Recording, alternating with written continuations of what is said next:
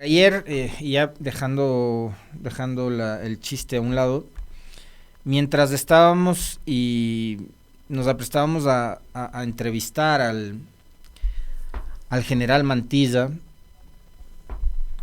en la primera conversación de ayer de la agenda de entrevistas, segunditos antes, me habían compartido información del cierre, ¿no? Digamos, del pesado tráfico que había en la autopista General Rumiñahui y en los alrededores del Trébol, muy cerca, ¿no? Acá en la zona centro-sur de Quito.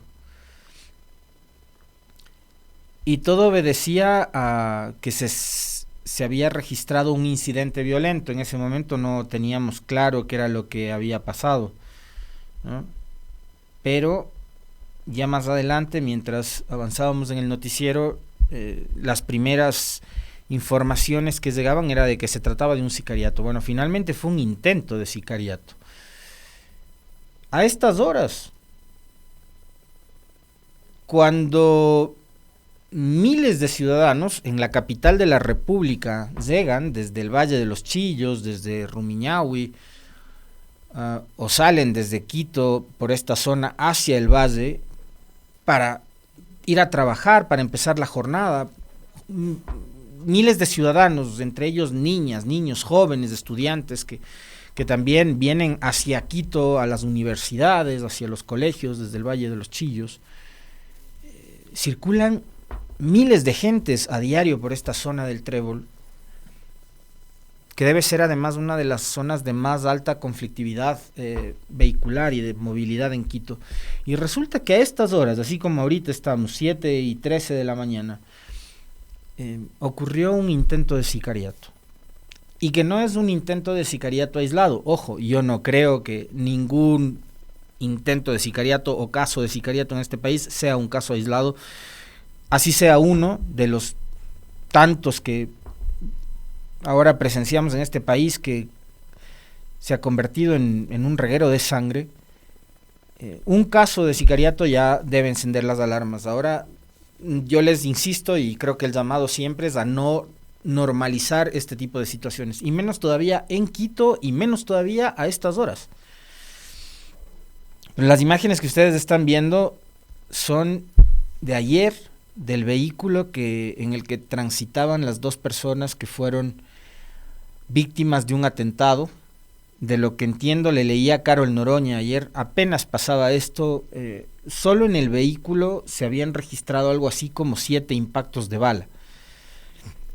Las dos personas resultaron heridas. Y yo les decía, ningún caso de sicariato en particular es un caso aislado.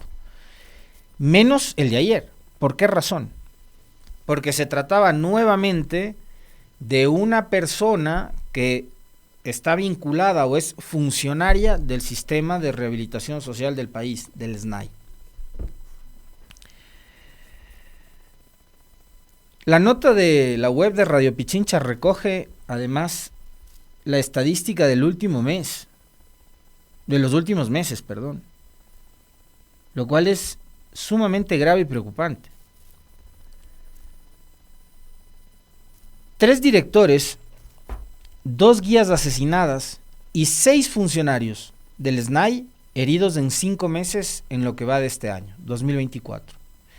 3 directores, 2 guías asesinadas y 6 funcionarios del SNAI heridos en 5 meses en 2024. Solo en el último mes, en lo que va de finales de agosto hasta lo que llevamos hoy, 20 de septiembre del 2024, fue asesinado el director de la cárcel de Sucumbíos, 2 guías penitenciarias en Daule y la directora encargada de la cárcel del Litoral. En tan solo 19 días de septiembre hubo 3 ataques contra funcionarios del SNAI. En lo que va del año se han registrado al menos 6 casos de atentados contra servidores penitenciarios. Los ataques en contra de servidores del sistema penitenciario, dice esta nota que fue redactada por nuestro compañero Brian Espinosa, Los ataques en contra de servidores del sistema penitenciario de Ecuador han sido recurrentes en este 2024. En 5 meses, desde abril hasta septiembre, se han registrado 6 casos de atentados contra directores, funcionarios, guías de centros penitenciarios. Mientras que en tan solo 19 días de septiembre hubo 3 ataques. El último se registró en Quito, en el sector de El Trébol, la mañana del jueves 19 de septiembre. En todos los casos, el Servicio Nacional de Atención Integral a Personas Adultas Privadas de Libertad y Adolescentes Infractores de SNAI anunció el inicio de investigaciones que no han dado mayores resultados. 21 de abril. El domingo 21 de abril, el director de la cárcel del Rodeo, Damián Parrales, fue asesinado en un restaurante en Jipijapa, provincia de Manabí.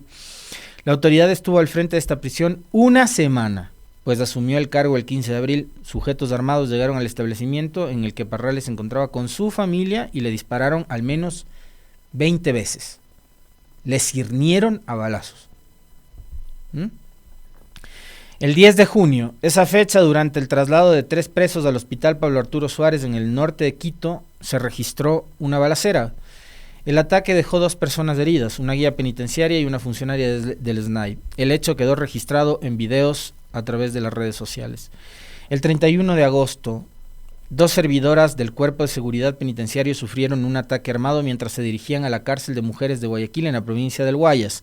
Sujetos armados asesinaron a las agentes en la vía Daule, en las inmediaciones de la penitenciaría del Litoral.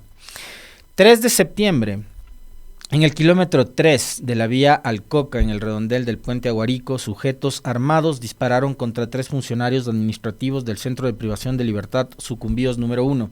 Entre las víctimas se encontraba Alex Guevara, director del centro penitenciario, quien murió. Los otros 2 servidores resultaron heridos. 12 de septiembre. Cerca de las 18 horas del jueves 12 de septiembre, la directora encargada de la penitenciaría del Litoral de Guayaquil, María Daniela Icaza, fue asesinada a tiros. Icaza se movilizaba en su vehículo por la vía Daule mientras se trasladaba al hospital del Guasmo Sur. La directora viajaba junto a otro funcionario del SNAI quien sufrió heridas. Los familiares de María Daniela Icaza denunciaron que no tenía custodia, no tenía seguridad, no tenía guardaespaldas y no tenía un carro blindado. Al igual que en el resto de casos, la Fiscalía General del Estado informó el inicio de una investigación. Finalmente, el 19 de septiembre, 7 días después de lo sucedido con Daniela Icaza, la mañana del jueves 19 de septiembre, una funcionaria administrativa del SNAI y su pareja fueron víctimas de un atentado. El hecho ocurrió en el sector del Trébol, en Quito, a las 7:30. Hombres armados en motocicleta interceptaron a la pareja mientras se movilizaba en un auto. Por su parte, la policía informó que la servidora recibió disparos en el cuello, mientras que su pareja tuvo impactos en el tórax. Tras el ataque fueron trasladados a un hospital. Estos atentados en contra de funcionarios del sistema carcelario ecuatoriano han dejado 3 directores de cárceles asesinados, 2 guías penitenciarias asesinadas, 6 funcionarios penitenciarios entre guías y administrativos del SNAI heridos solo en lo que va del 2024. Este 2024 que además ha significado la implementación del exitoso Plan Fénix. Le hace exitoso siempre entre comillas, ¿no? Y hay un dato que no sé si es que Meli y Esteban, ustedes me ayudan rapidito a buscar, ¿no? Tampoco sin darle mucho crédito a este asunto, porque sabemos de quiénes viene, pero si lo dicen será por algo. El movimiento Creo publicó durante estos últimos días un comunicado. Aquí está, ya lo tengo. Te voy a compartir, Meli, un comunicado de Creo con respecto de la adquisición durante el gobierno de Guillermo Lasso de vehículos blindados. Y la pregunta que se hacen es, ¿en dónde están? Porque esos vehículos supuestamente habían sido adquiridos para ponerlos al servicio del SNAI. Este comunicado circuló, entiendo, hace un par de días, ¿sí? El 18 de septiembre, específicamente. Fecha 18 de septiembre. Movimiento Creo, al sistema penitenciario entregamos 28 vehículos blindados, dice este comunicado.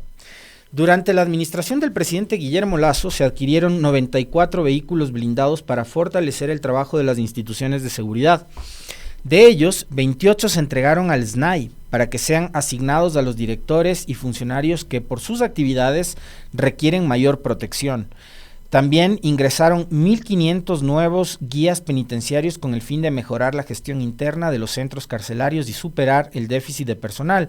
Además, es necesario recordar que se instaló un avanzado sistema de vigilancia electrónico para el control de las prisiones, sobre todo de las más conflictivas.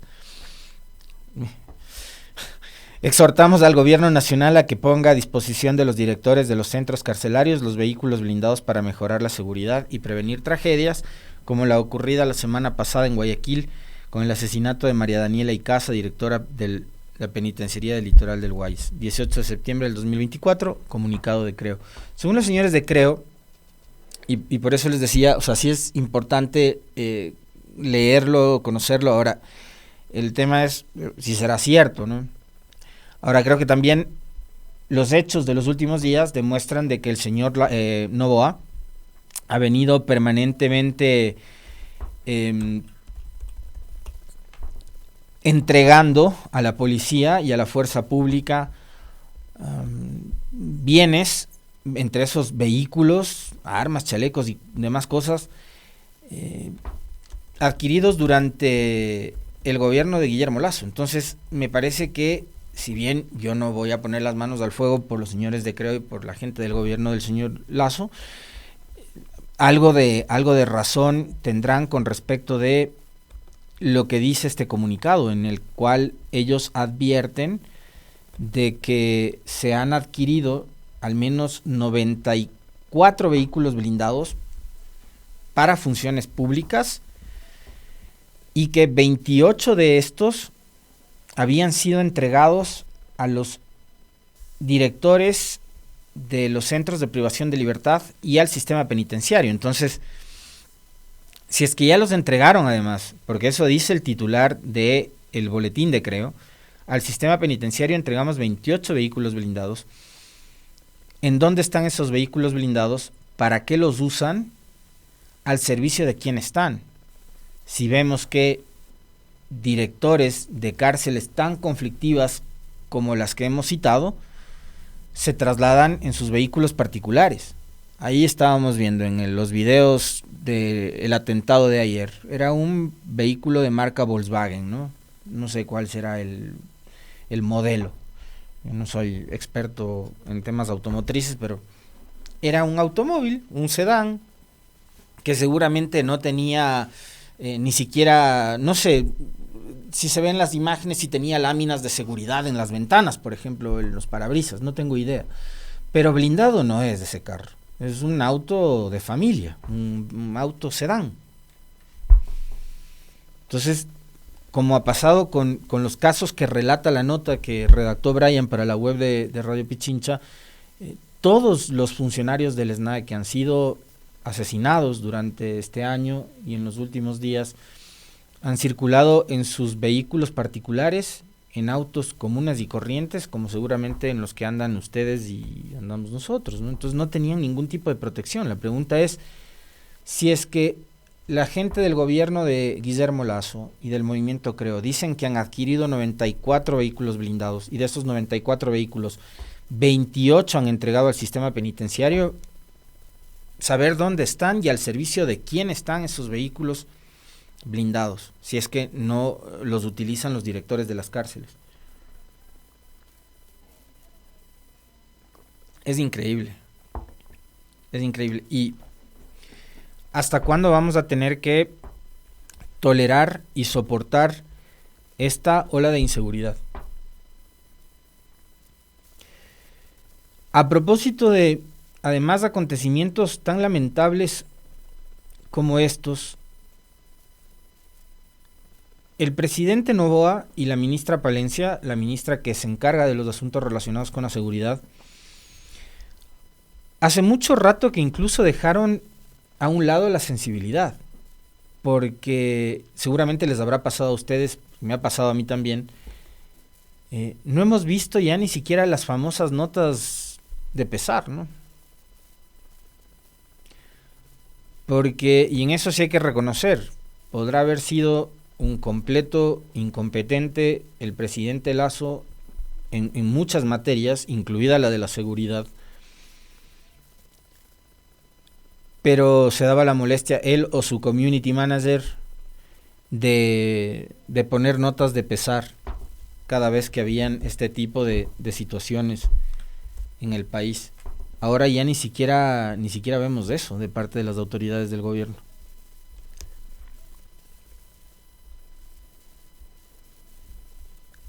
En la cuenta de Twitter de la señora Palencia no hay nada con respecto de el atentado sucedido ayer acá en Quito que involucra a una funcionaria del SNAI. Nada. Ministra del Interior. Seguramente estarán preparando una nueva rueda de prensa para decirnos con siempre, ¿no? Con uno que otro datito, ahí a veces medio forzado, que están reduciendo las muertes violentas, que el 17%, que no sé qué. Pero sobre lo sucedido ayer no hay una sola palabra. De parte del presidente Noboa, menos todavía, ¿no?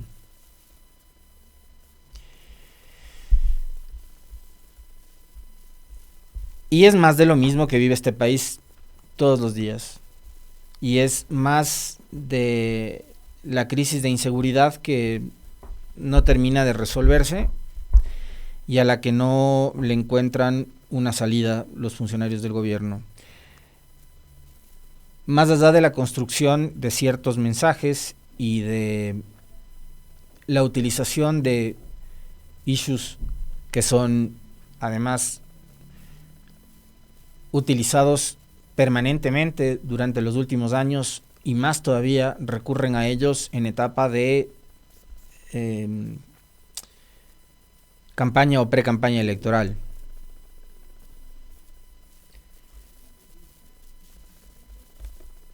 El de la base de Manta.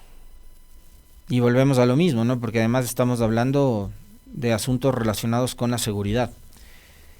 Entonces, lo relacionado con la base de Manta es más allá de lo que pueda, o las bases militares, perdón, para hablar con más propiedad, las bases militares extranjeras en el suelo ecuatoriano, porque necesitamos ya, no podemos nosotros en la lucha contra la inseguridad, el narcotráfico, el terrorismo, el crimen organizado y demás, y como somos incapaces de resolver nuestros problemas, tenemos que recurrir a que otros países expresen su voluntad o buena voluntad de decir, a ver, que estos inútiles ecuatorianos no pueden con la crisis de seguridad, les vamos a ir a ayudar nosotros y vamos a instalar una base militar en su país. Es un issue nada más, es un tema, es una idea que no se va a plasmar al siguiente día o a la siguiente semana o al siguiente mes de que la asamblea de trámite a la reforma o enmienda constitucional propuesta por el presidente, o que nuevamente los ecuatorianos vayamos a las urnas por efecto de la desesperación de que nadie logra resolver estos problemas, y así como pasó con el IVA, así como pasó con la consulta popular del 21 de abril, creamos que el abrir la posibilidad de que instale un país una base militar en nuestro territorio es la gran solución para los problemas de la seguridad. Es un tema, nada más. Es un tema que además va a ser utilizado permanentemente en la campaña. Y es un tema que va a generar una suerte de ilusión, de anhelo, por efecto de lo que les acabo de decir, la desesperación y el miedo. Entonces, como ya ni Lasso, ni Noboa, ni nadie, no hay plan Fénix, nadie puede resolver los problemas, ya que venga otro país y otro gobierno a resolver lo que pasa en el Ecuador, que venga quien sea, los Avengers, los extraterrestres, lo que sea, que venga. Es la desesperación. Pero para ellos no es la desesperación, ellos juegan con el miedo de la gente. Juegan con el miedo de la gente construyendo temas que les va a servir en esta etapa preelectoral y campaña. Estamos en campaña. Y quienes se anticiparon a la campaña son los señores del gobierno, quienes permanentemente están en campaña, quienes utilizan todos los espacios y cada uno de los discursos y la tarima que le den para hacer campaña, como ayer que utilizó un espacio con jóvenes para además arremeter en contra de los legisladores, llamándolos pendejos, ¿no? Dijo, estos 4 pendejos que pagan las luces. Profundizando además la conflictividad política de la cual este país no termina de salir. Y a propósito de lo que le decía el otro día el ministro de Gobierno a los radiodifusores con los que tuvo un conversatorio junto al ministro de Electricidad y la secretaria de Comunicación, que él no grita, dijo, ¿no? Y que él, el recurrir a los gritos o a los insultos es cuando ya no tienes argumentos. Bueno, ayer el presidente les llamó pendejos a los legisladores. ¿Eso quiere decir que el gobierno también se está quedando sin argumentos o que han encontrado también en la conflictividad y el caos terreno fértil para lograr o conseguir apoyo de la gente? Y esto me parece que es terrible porque además la población, la ciudadanía está cayendo en ese juego que les interesa probablemente a ciertos políticos, en este caso al señor Noboa, a su gobierno, que es el de profundizar la conflictividad. Pero porque el presidente les llame pendejos a 1, 2, 3 o 4 legisladores o a todos, en este país no se resuelven crímenes o atentados como el que hubo ayer en Quito. Llamándoles pendejos a los legisladores, llamando a las radios a insultar o a gritar periodistas o analistas, no se resuelve el problema de los apagones. Pero este país se ha acostumbrado a vivir de la conflictividad. Y si esas cosas, la puesta en escena de ayer del señor Noboa, su discurso absolutamente violento contra los asambleístas, lo estamos nosotros como ciudadanos y como sociedad aceptando y asimilándolo como parte de la disputa política, creo que ya el problema ya no es solo de los políticos, sino de nosotros como sociedad. Porque además creo que hay que recordar que acá hubo un momento en que al presidente y a quienes gobernaban en ese momento, me refiero a Correa, siempre se les exigía más, se les exigía ser mejores y se les exigía mucho ser autocríticos. Yo era uno de esos tantos periodistas que caíamos en ese juego de pedirles autocrítica a los correístas. Pregunto ahora, ¿alguien les está pidiendo autocrítica a estos señores del gobierno?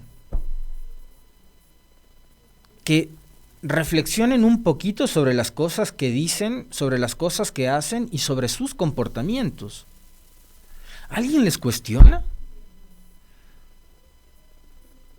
Pero si el otro día vimos que el ministro de Gobierno dijo que él jamás llamó a gritar, ni a insultar, ni nada en las narices del periodista que estuvo el día en que el hombre llamó y que le contestó la llamada. Y el periodista dijo, no ha pasado nada. Nunca les refutó, nadie les exige, cero autocrítica por parte del gobierno, están haciendo todo bien. Cuando al país le está saliendo todo mal. Y sí, o sea, yo como ciudadano más que como periodista, se los digo con absoluta honestidad y sinceridad, planteo esto de ya cuestionarnos nosotros como electores y como ciudadanos, ¿no? Porque si lo que está pasando actualmente en este país no solo es responsabilidad de Noboa, y tampoco fue solo responsabilidad de Lasso, y por supuesto tampoco fue solo responsabilidad de Moreno, porque hubo votantes que decidieron que estos 3 sujetos estén ahí, y somos los electores finalmente quienes con nuestro voto les damos a esta gente la posibilidad de que conduzcan los destinos del país, anhelando, eso sí, todos, que la cosa mejore.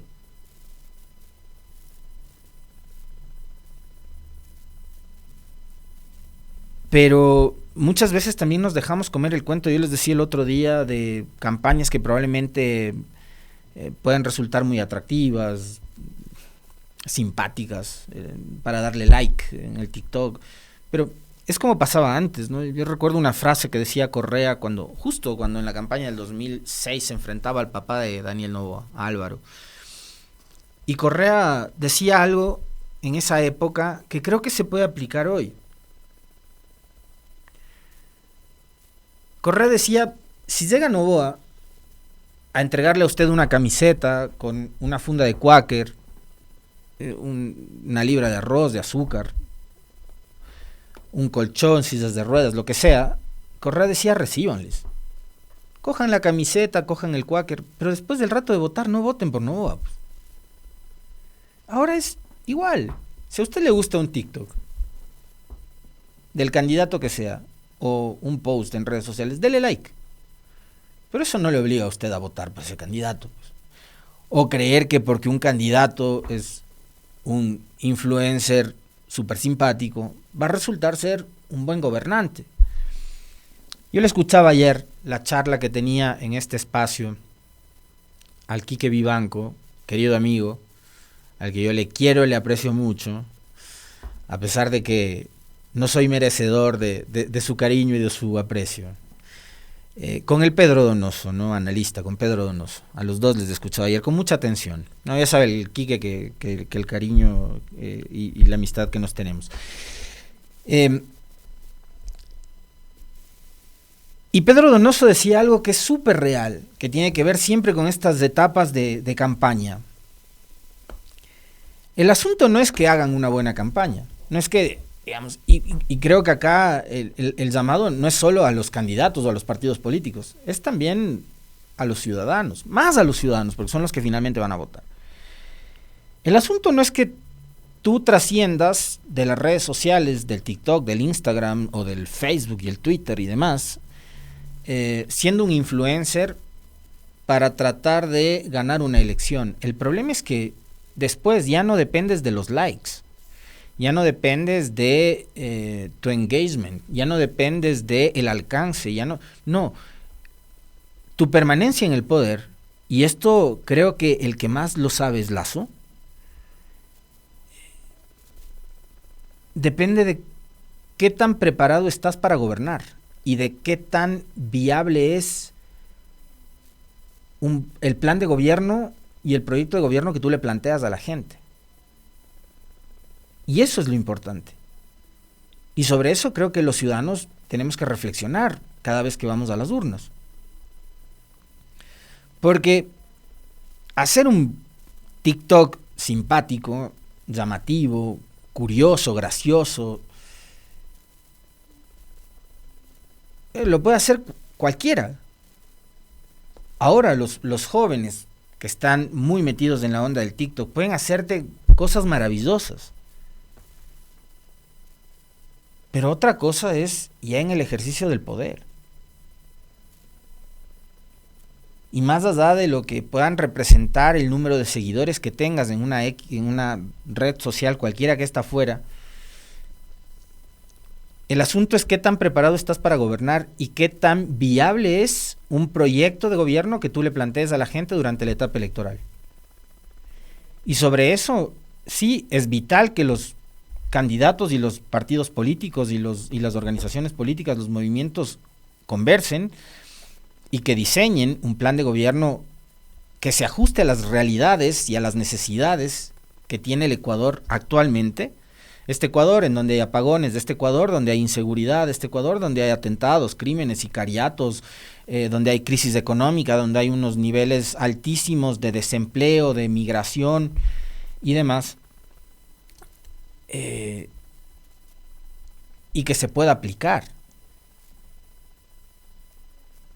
Porque además está demostrado que con una buena campaña electoral, simpática, bien hecha, con buen alcance, con muchos recursos también, por supuesto, porque tú puedes tener muy buenas ideas, pero si no tienes los recursos como para, por ejemplo, invadir de cartones del Ecuador, que eso fue lo que pasó en la campaña del 2023, ¿ya? Yo puedo tener la idea de hacer el famoso Mupi, creo que se llama, ¿no? El muñequito de cartón. Pero si no tengo la plata para mandar a fabricarlos, me puedo quedar con la idea nada más. Pero acá se necesitaba también tener muchos recursos. Los TikToks necesitan de inventiva, de imaginación, de creatividad, sí, pero después para pautarlos en todas las redes y para que te aparezcan mi TikTok cada 3 segundos mientras tú estás haciendo el scroll, necesito meter pauta, necesito mucha plata. Entonces, las campañas necesitan, sí, mucha creatividad, pero también mucha plata. Y ya ganaste la elección, con el TikTok, con los cartones, con tu estrategia. Ok, y ahora cuando te dediques a gobernar, que vamos a ver lo que ha pasado ahora, que tienes de ministra del Ambiente a Sade Fritzsche, por ejemplo. Ese es el asunto. Más allá de las campañas electorales, de lo simpáticas, atractivas, musicales, coloridas que puedan ser, es qué te ofrece cada uno de esos candidatos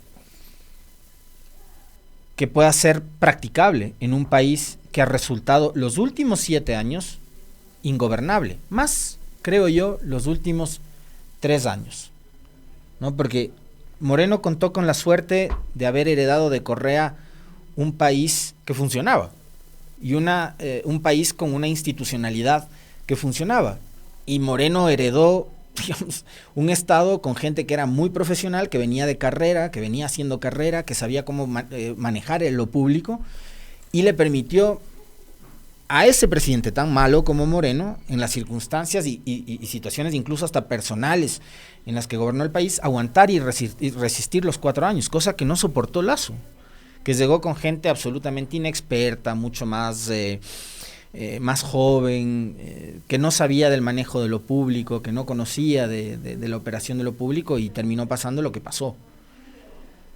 Y hoy estamos experimentando casi lo mismo, ¿no? Entonces, yo quería hacerles esta reflexión porque a mí me da la impresión de que, a propósito de este asunto de la base de Manta, sigo con la base de Manta, de las bases militares, este es un gobierno que funciona y que opera de acuerdo a la temperatura de la conversación en las redes sociales. Entonces, se toman decisiones y se hacen anuncios que giran alrededor de temas que se están conversando en las redes sociales o que le aparecen en algún que otro estudio de opinión, y finalmente lo hace bien, porque lo hace bien, indudablemente hay que reconocer que lo ha hecho bien. Pero esas conversaciones son generadas o son provocadas y son seguidas por ciudadanos como ustedes, como nosotros y como muchos otros más. Son conversaciones finalmente ciudadanas. Y las urgencias están, para los que son novoístas, para los que no son novoístas, para todo el mundo las mismas urgencias, las mismas necesidades están. La forma es cómo las asimilan unos y otros. Y cómo se van creando esta suerte de narrativas, convirtiéndose más que solo en cortinas de humo, que creo que eso es lo que fue durante estos días y esta semana, lo de las famosas bases militares, cuando se venía el anuncio de los apagones y de la crisis energética, ya se va convirtiendo también en un eslogan de campaña, ¿no? Por ahí le leía a un ex ministro de Lasso que decía, o es la base de Manta o es la base de cocaína. Con esa facilidad y esa habilidad que tienen para manipular todo. Y resulta que ayer yo me encontraba con un posteo, que lo vi en La Posta, no escuché la declaración, ni vi otro medio que haya recogido esto, pero lo leí en La Posta. Durante una visita a Quito de la almirante de la Guardia Costera de los Estados Unidos, Linda Fagan, se afirmó que los gringos, así dice textual el post de La Posta, que los gringos no tienen planes de solicitar permiso a Ecuador para establecer una presencia militar permanente en el país. El gobierno gringo cree que la cooperación que se ha mantenido en seguridad es suficiente, según se dio a conocer en la página de la Embajada Norteamericana, que es además lo mismo que les he venido yo repitiendo con respecto de lo que dijo en junio del 2018 Todd Chapman, que el otro día la parlamentaria andina Verónica Arias subía ese extracto a sus redes sociales, de que los Estados Unidos utilizan otro tipo de mecanismos y herramientas tecnológicas que ya no requieren de la cantidad de recursos humanos, operativos, logísticos, técnicos, económicos para movilizar todo un arsenal y todo un ejército a la base de un otro país.